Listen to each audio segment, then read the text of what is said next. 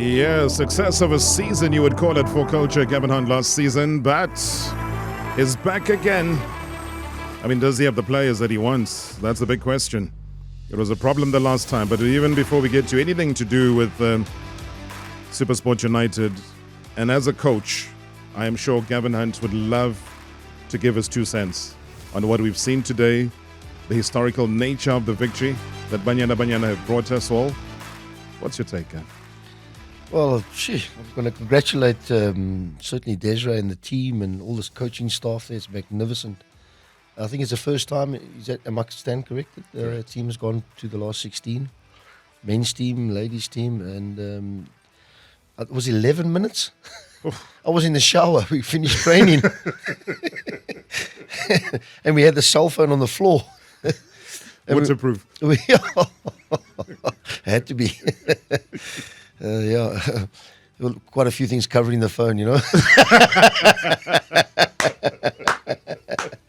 So, well, we were being covered in glory. It was quite a good changing room, actually. It was brilliant. So, fantastic result. I mean, I've just been listening to about the goalkeeper, and they've been hammering. I mean, she's done well, It's unbelievable save.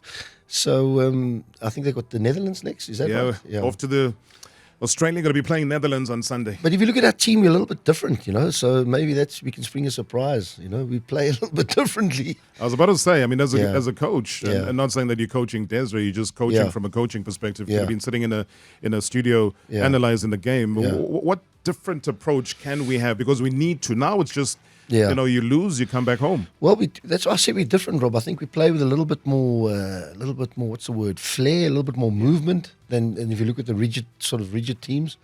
Now, that can take you so far because obviously we have it. I mean, the Achilles heel has been obviously, the restarts, which the ball comes in the box and we don't look the best. But, with our movement and our pace and that, it's been good, and we can open up teams. So I'm sure that the teams are having a bit of sleepless nights, especially in the Netherlands. We'll obviously be very structured and, A to B and type of thing. So it's going to be an interesting game. Yeah, but I mean, they top their group, Netherlands, and they're obviously also very free scoring. I remember their last match actually was a 7-0 win against Vietnam, played a 1-1 draw against a very credible United States of America. When they played against Portugal, it was a goal to nil victory for them. These are people who are accustomed to lifting the World Cup. They know what it means, Gavin. And that's a big difference. It's our second. I just think, I feel sorry for Desiree and the team, and that, I mean, the preparation wasn't the best, was it? No, we didn't get the best opposition to play against. Well, that's my thing. We go in there so underprepared, and I look at our men's team going in January. Hopefully, they get the preparation right, because that's what is key. And I think Desiree, I felt sorry for her, with that game when she had to play the game before they left and that. So the Botswana game, these things are like we get in our own way. You know what I mean? Yes. We implode ourselves. Like we don't want to succeed. Yeah, it's like we go in there and then we succeed, and everybody says, "Oh, fantastic!" But I mean, how much better could we be doing if we just had a better preparation? And I think that's Achilles heel. It's Achilles heel. It's come back to. And they've done unbelievably well, and I wish them well, and we're all behind them. And we'll watch the next game again with excitement. No, but it's an exciting time, Gavin, because, I mean, if you're South African and you love sport like we all do, I mean, we're watching the netball down in Cape Town. We got a win against New Zealand, tonight, host nation type of story. We got the FIFA Women's World Cup underway right now. We are through to the next round. And we're counting down 37 days before the Rugby World Cup. We got the 2023 FIBA Basketball World Cup happening in 23 days. And then the Cricket World Cup in 64 days. I mean, what a year this has turned out to be. That's unbelievable. But if you look at South African teams, maybe our rugby team gets the best preparation. I think the rest of them don't. Yeah. You've got to be playing against better opposition. And I just feel like you look at the country of New Zealand, how well they do with their size of their nation, to win medals and be competitive in their sports, and maybe they're getting the preparation right. I just feel we can do so much better, and with the amount of talent and people, facilities that we have as well. Exactly, and I just think our preparation in all sports. Even look at our cricket. How much cricket have we played? We just don't play anymore, do we? We've never won a World Cup. Yeah, but we never play, do we? When do we play? Well, it's a shortened version of the game now that is more dominant and more. You look at England now, Australia. They play each other. India, we're not in that top 3, are we, anymore? So it's a bit of a problem for us, Like I say, there's so much to really chat about. But please feel free, guys. Send us your WhatsApp voice notes 060-708-0484. Gavin Hunt is my guest here, chatting all things to do with the preparation ahead of the kickstart of the Premiership here in South Africa. We had to reflect back, man. We had to reflect back. We'll still be playing your WhatsApp voice notes. So even if you do have a question for Gavin, please throw those in. We'll be mixing. Gavin's versatile like that. Loves his cricket. But for you, the pre-season is always important. I remember in the days at Bidvest Wits, you would always favor going to Stellenbosch, for example, put the guys through a different climate, let them scramble. It's all dirty, it's muddy, it's everything else. But then now, back at Supersport United, chose to go to Durban and maybe found Stellenbosch in Durban in terms of the weather. That's climate change for whatever it is. But just tell me about those preps, though. How did they go? Well, I think pre-season has changed in South African football. I mean, some teams have gone to Spain and Holland, and as I said, we went to Romania. We remained here, You went to Romania? Yeah, we went to Romania. Look, I mean, the preparation in Johannesburg has always been difficult in pre-season, especially this time of the year, because it's cold, the grounds are terrible, and it's difficult. So we took a trip down there and played a few games, and the weather wasn't great there as well. I know, that's what I'm saying, that you kind of met the Cape Town weather. And obviously the fields we couldn't get because of they just played the CONSAFA games there, so we couldn't get too many, on the quality of the pitches and things like that. But which has always been the biggest problem in South Africa. I think the biggest problem is the pitches, that you play on. It just negates the flow of the game, and it's very difficult. So, but we got some good work in there. That's why, as I say, we obviously get players in late, which is always a problem. A week ago, like not even a week now. You've had them together, and so there's not much time. Because you do pre-season. Let's say you do pre-season without a Sianda Tulu. Then Sianda comes in. I don't know what he did to his wrist, but something happened there. Then he has to almost fit in. Well, how do you manage that? You'll have 7-8 days of training before the first game. So the last game he played was Bafana, the Morocco game. Obviously then he's been all over the show. So he's come in late, but he's got experience, but he's certainly he'll be good for the group. There's no doubt about it. He's got a good experience. We got some good young players that need a little bit of guidance, and we got a good blend. But I mean, like everybody, if you ask any coach anywhere in the world, how's the preseason? I say, it's been fantastic. The most important thing is you've got to turn it into points. No, when the season starts, because everybody, the things are looking good, and our team is better, and everybody's better, and it's true. Everybody signed better players and got more players, and you've changed your squad, and everybody thinks they've until the game start, and then so we can't really. I don't get excited in pre-season. Obviously, we put the work in. We've got to think the principles, what we want to do, and how we want to play. But obviously, players coming in a week ago, it's always difficult. Where a lot of teams can get their players early because they can purchase them, and so we had to wait and then you. But was it a bum fight for Sianda though? Because some of these sectors of the media make it seem like it was Supersport versus Amazulu. They wanted it, or was it clear cut? I don't know. I don't know. I never really spoke to him about it. I just approached him and I said, "Listen, are you interested?" And he said, "Look, give me a week or two." He did tell me he had a few offers here and there. So I said, "Look, this is what we." And I got the CEO to talk to him, the bean counters, those guys, and they do the push the buttons. And I said, "Look, if you can strike a deal, and we're not the best payers, but this is where we look are. After you." Yeah, well, this is where we are, and that's where I like to work. And then he told me, "Right, I'm coming." I said, I tried to, told him about the project, what we do, and how we do it, and he came to watch a few games and in the preseason. So that was it. All right, let's take our first caller, chatting to Coach Gavin Hunt. David's on the line, all the way from Durban. Good evening, David. Good evening, Rob. How are you doing? I'm good. Gavin Hunt's here. Hey, Rob, you're an absolute gentleman. Man, I met you in somewhere in Joburg, and I love you a lot. Gavin, good to talk to you, my man. Yes, I'm always encouraged by your commitment and tenacity.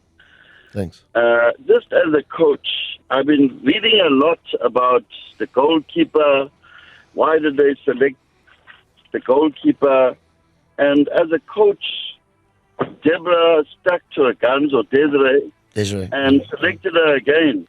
And she did a wonderful job for us this morning or today. The second thing I want to pick up is about our discipline. How do you instill discipline in a team? Because one of our team members kicked the ball away when the opposing player was pulling her shorts. And she just kicked the ball away out of frustration. I think there needs to be some discipline instilled in the team. But thank you for your comment about the goalkeeper, and I think that's absolutely correct. How do you deal with that as a coach? You have all the slack about dropping a player and you stick to your guns. Yeah, nice one, David. Thank you so much, man. Pleasure having met you as well. Listen, on the radio, Gav, how do you tackle those two? Well, I think the first thing you want to decipher how you want to play. How you want to play the game. And obviously there's different goalkeepers who've got different attributes. You got Pep Guardiola, you had Joe Hart there. When they came in, was England number one. You got rid of him. He said, no, you can't play out the back because he wants to play out the back. So it all determines how you want to play. Desiree, I just hear in the comments, I don't really know the level. I mean, Andile, the other goalkeeper, Yeah. I know them, but I don't really know. And she said to me, they get the team up the field more quicker, blah, blah, blah, blah, blah. But Andile must probably got other attributes, which... she thinks it's better to play, what's her name, Swat? Yeah. To play her. Yeah. So I think it's got to do with your play. That's if you can be picky and choosy. No, Otherwise, for sure. and the goalkeepers have changed. I mean, they've changed. The role of a goalkeeper now is very different from when I played. We could pass the ball back to the goalkeeper, they could pick it up. And they waste time, and we roll around, and they still roll around now anyway. Well, but time management. So yeah. It's changed, and I think it's got to do the way you want to play. And I think, and I think you got to commend it. Where she stuck to look, it could have turned. It goes the other way sometimes. You know, for sure. But I think you got to stick to your guns, and she's done well. And But I always say to the people, they must also watch out for fake news that comes through social media posts from why was there even a concern about it? I mean, the first person I was saying to the guys, look at every video that comes through from the squad.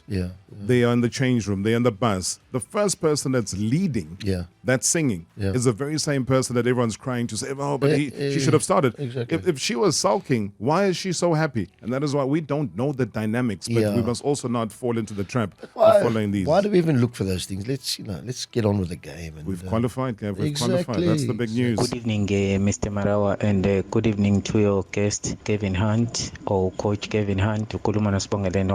Just a quick one for Coach. He has assembled a very, very good squad since he joined Supersport United. What I want to ask him is that if he can flip a coin, which position does he see his team at the end of the season? Can we see Supersport back to the glory days of winning the championship? And then lastly, since Kabadino Mhango is available from Amazulu, can we see him joining him at Supersport United? Thank you, Mr. Marawa. Good show. Thank you so much, Sibongeleni. These are very simple questions for you. Yeah? You flip a coin, where do you finish? I always say, let's try and win the next game. The first game, in fact. Yeah. I mean, I think once you get into the nitty-gritty of a league, and the league this year, I mean, it's crazy. If you've seen the fixture till December, it's really back to back to back, because I think there's a Carling Cup now as well. And obviously we got CAF. So it's going to be tight. And, sometimes you get a little bit astray because you don't know what you're playing in the next game. It could be a top 8, a CAF game. It's a whole mix. Yeah. So you just concentrate. I just try and concentrate on one game at a time and try and play the next game, and then we go from there. All right. Gabadinho, Mango? Mango, I just heard through the media, and that obviously, I don't know if he's left there, hasn't trained there. So, I mean, if he's free, like anybody free we're interested in.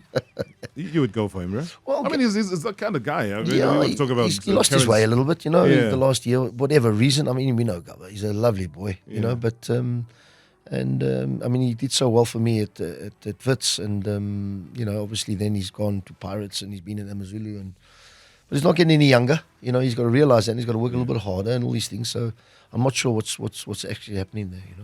But you're obviously quite happy to have Terence Jukamanja back. Yeah, Terence, I went to Bulawayo, I'll never get it, and I went to watch a centre half, and I came back with Terence, a striker. Was it that clear cut for you? Yeah, it was simple. I mean, you could see, potentially that, he had a lot of attributes that I like, and he can play in a couple of positions and things like that. So it was, to get him back was fantastic for me, Let's hopefully he kicks on, All right, lots of voice notes coming through. Gavin Hunt, my guest, will come back after the break. We continue our conversation. Gavin and Rob and Coach Gavin Hunt. Coach, with the preseason and the players that you have brought in to strengthen your team to be able to compete both locally and at the continental level, there's a certain player that you've brought in from Kaizer Chiefs, Unange, who for me is very exceptional player. I just want to find out from you, from the fitness level and readiness of the player. Is he able to compete this coming weekend, or how much time does he need to get into the fitness level that you require? Thank you so much, Tebogo here. Only wishing you all the best. Yeah, Tebogo, thank you so much indeed. Gavin Hunt, let's fire away. Lots of questions coming your way. Patu Nange. Yeah, look, he came, conditioned. We did need to get him up to speed, and I love his touch and I love his smoothness about he plays the football. So I think he'll play a big part for us this season. And he's a good boy, and he needs to settle down again and get playing again, because he's missed a lot of football, and for whatever reason. So let's get him going again. Hey, Robert Marawa, Adam here, Coordination number 1. When Gavin Hunt was at Chiefs, I was so disappointed in him, and I was one of the people who criticized him. I'm very, very proud of him, what he has done at Supersport, and sometimes don't judge a book by its cover, and do not be in a hurry. Growth, it's a process, and we just didn't give him time at Kaizer Chiefs. Gavin Hunt, I'm proud of you. Hey man, Coordination, if you want to come back, let's talk. Oh man, you evoke so many emotions, Mr. Hunt. Yeah, good times. That was good times. It was CAF. It was brilliant, It was a good year. COVID. CAF, COVID, no supporters. No transfer. It was good. Listen, great club, great times, and, good memories, and that's all you can take from football. And fantastic club, and I wish them well this season. They've done well in the market, and I'm sure they'll be competitive, and, let's move forward. Good evening, Rob. You've got one of the best coaches ever SA has ever produced there. Good evening, Gavin. Look, one question from my side would be, I have seen, I think it was the beginning of the last season, you were abroad, I think if I'm correct, with Chelsea, with Arsenal or so.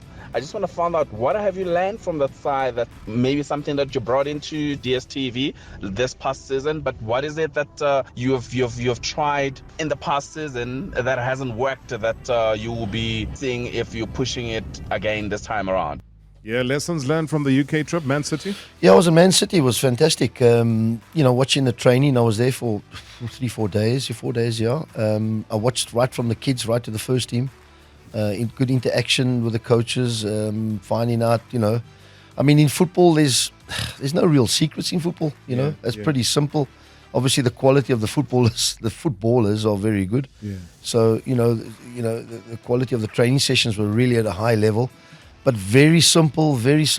People go on about Pep Guardiola, about this brain, but it's very simple. It's nothing complicated. And obviously, like when he has a problem, he solves the problem by buying 2 fullbacks at 100 million and then buying a striker, and so he solves problems that way. But he's very big. What I liked, he's very big on the work ethic of the team, and the desire to keep winning. Alex Ferguson for me was the greatest, because he kept the level of desire to want to win every day by getting rid of players, and people don't do that in South Africa. And I think we need to, if a player lacks the ambition to want to train every day at the highest level and keep the intensity up, and that's something that Pep Guardiola is huge about. That's why you'll see players moving like Mahrez and these guys going, okay, they've got offers, huge money. Yeah, Gundogan and so on, but to keep the level of intensity up, he's very big on that, and the desire to keep winning, because players become very lackadaisical when they've won a bit and don't want to win, and that for me is just the secret. But the simplicity of the training, the simplicity of just everything is simple, and I think sometimes we complicate it too much, and keep it simple. Yeah, I think that's that used to be Farouk Khan's best saying, KISS. Yeah, keep it simple, stupid. Yeah, So it's the hardest thing to do in football is to play simple, and And if players can, and you know, it's not, people think they watch Pep Guardiola's and they think it's all this magic one stuff, but it's the simplicity is so simple in terms of the way they put it across, right from the juniors right to the first team.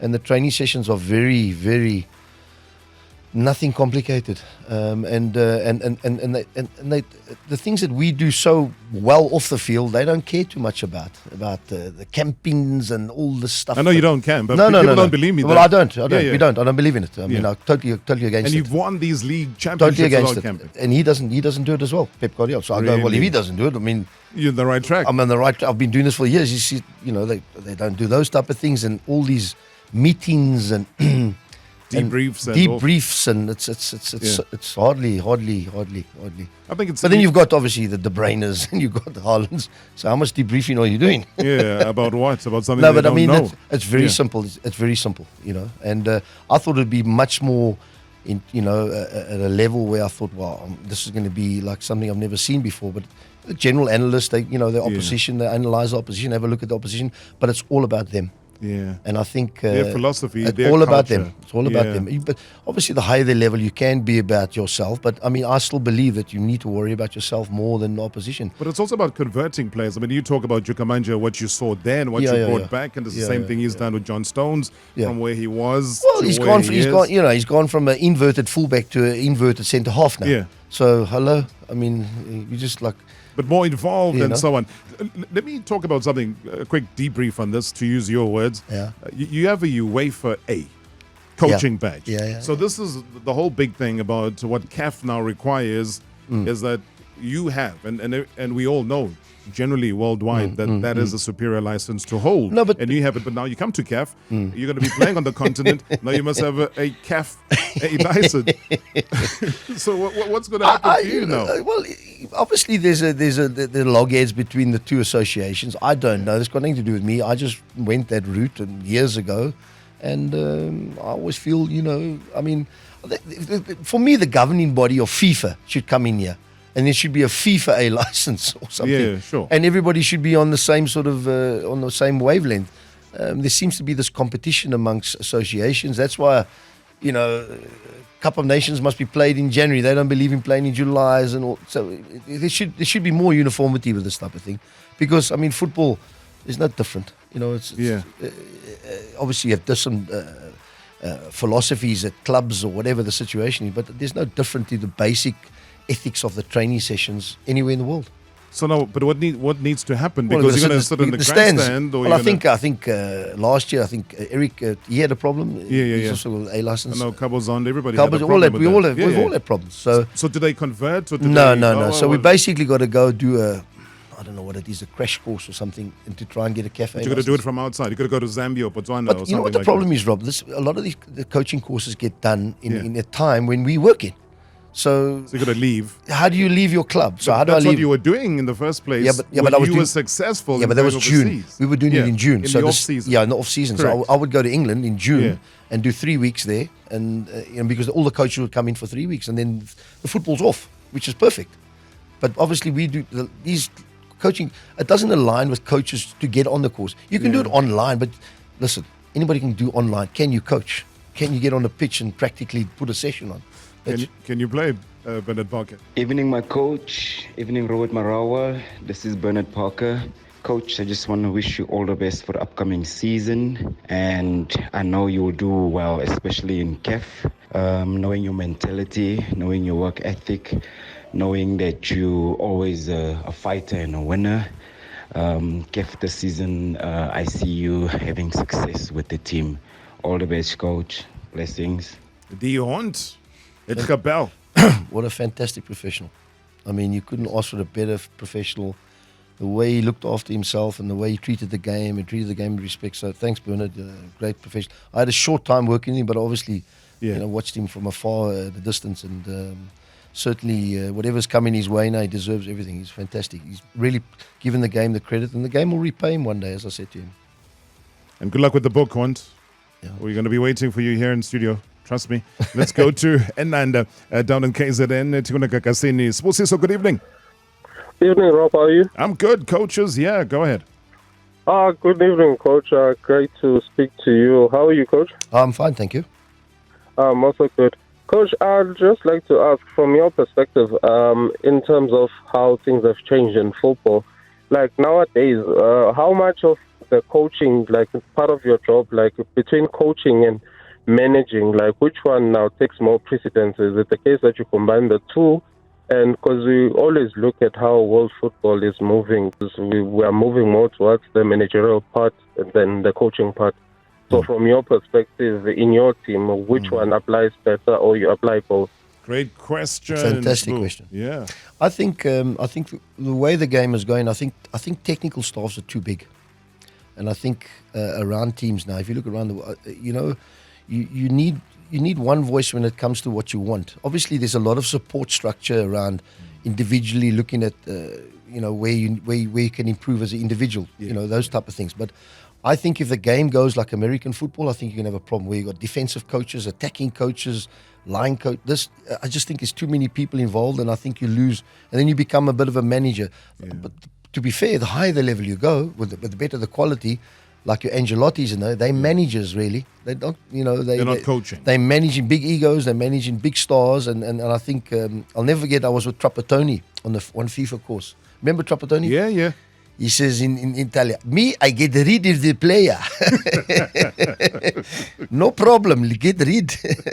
And it was like, yeah, you're right. He took no nonsense because these, obviously the higher the level, players are becoming, they're big stars. They're bigger than where the old days the manager or the coach was the biggest person at the club. And nowadays the players are, So there is a lot of management in players now. But I still do feel you got to put structures in place, how you want to play, the principles of the way you want to play into the team, and I always say the reflection of the team is a reflection of the coach. I always say, but I mean, that takes a little bit of time, to get that. But if you look at technical staffs today, it's very big of clubs, and I just don't know if you lose that essence of who's actually in charge here. People observe. And and when they start saying, "Oh, you've got Gavin," ask him if there's beef between him and Atazwan, and they don't shake hands at the end of the game and all of that stuff. No, there's no problems there, Arthur. Yeah, no nonsense, man. Yeah, it's football. No, there was never a problem. Okay. No, there's never a problem. Okay, let's chat about a player that I know. I don't know if you guys have struck a deal. Let's not have it through my voice. Hi Robert, it's Avi Moloi from Naturena. Please ask Coach Gavin Hunt if he will be hunting for Lepasa from Orlando Pirates. Yeah, Lepasa? He came on loan, did a good job for us. Was excited. We got him playing again. He got back in the national team. Yeah. He's the number 1, number 9. He loves him, so I was like, okay, well, I think we did a good job. Well, repeat call-ups. Yeah, and I'm sure he'll get in the Nations Cup squad for January, which is obviously going to be the big next. That's the next big announcement. Will come to the back end of the year. Good boy. I loved him. Good work ethic, and but he's back there now, and that was it. Sure. Football. Was it tough to say goodbye to a guy like Thamsanqa Kabuza?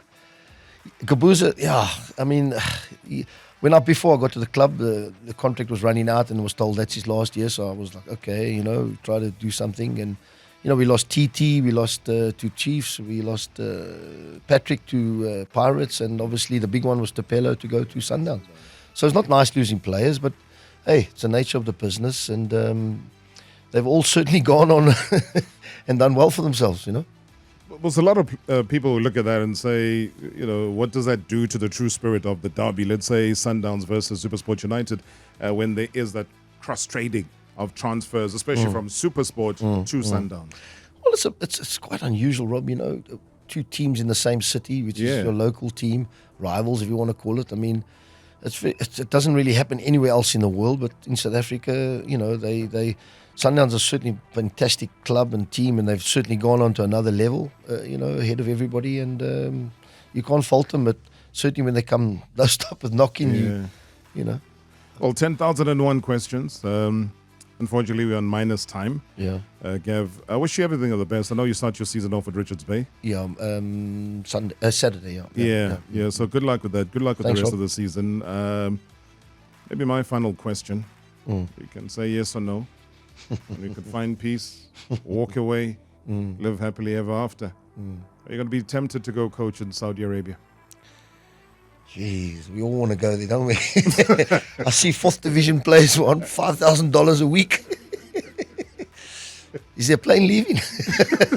Let's leave it there. No, listen, jeez. I don't know, where's this thing going to end? It's got to implode somewhere. It's going ridiculous. No, it's crazy. But if you're a player or a manager, I mean, my mate Pitso, well done, son.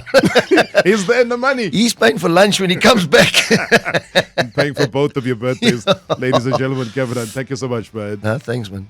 Robert Marawa, live on 947.